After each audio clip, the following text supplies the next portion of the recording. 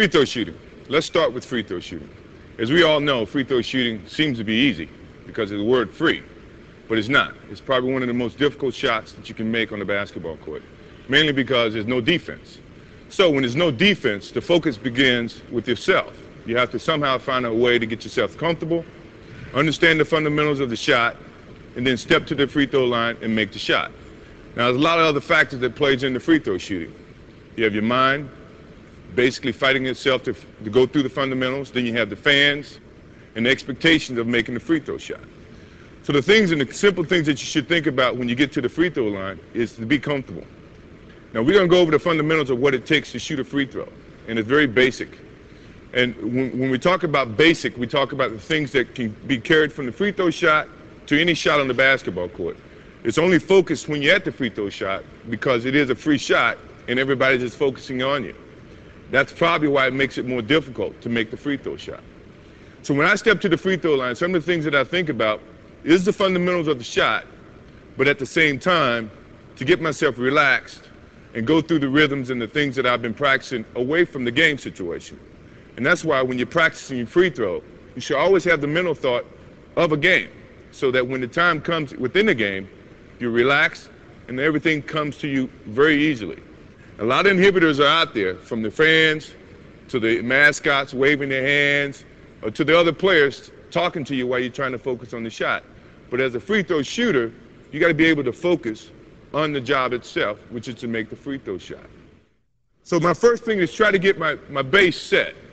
And I try to get shoulder width apart with my legs or with my feet.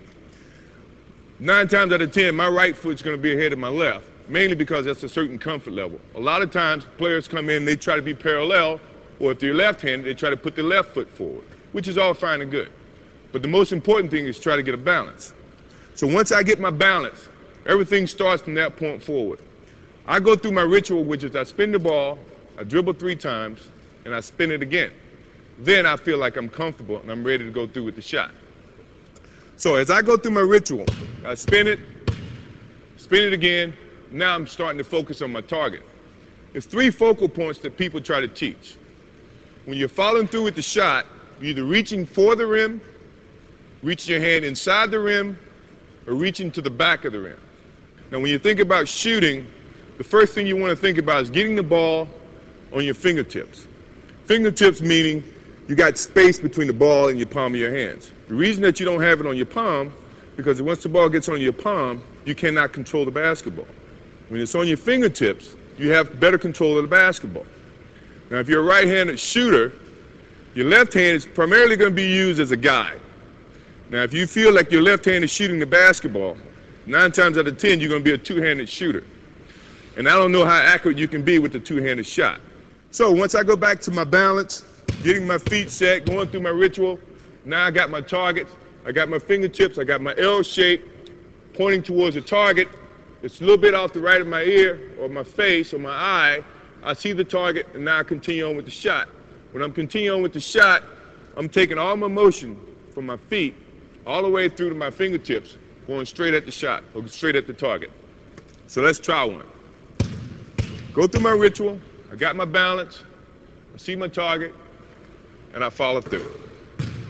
Now in following through, a lot of times these are the 3 fingers that you're going to shoot the basketball with.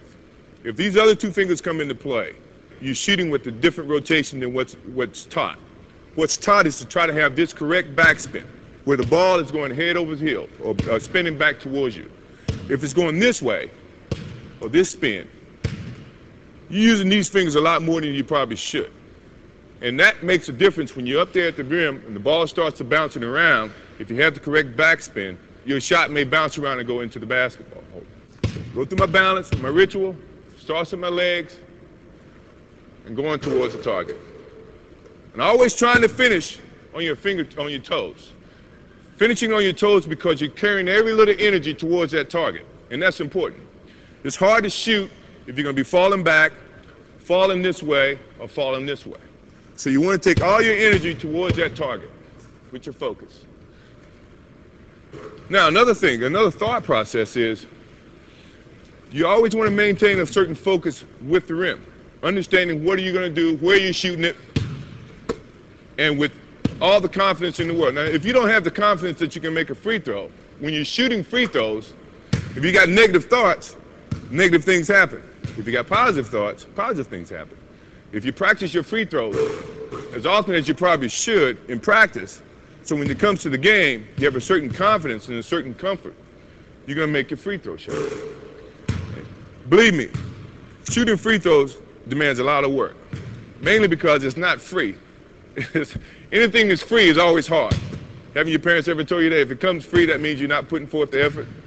You want to put forth the effort so that if it does come free, you've worked hard enough to where the responses are going to be something that you feel very comfortable with.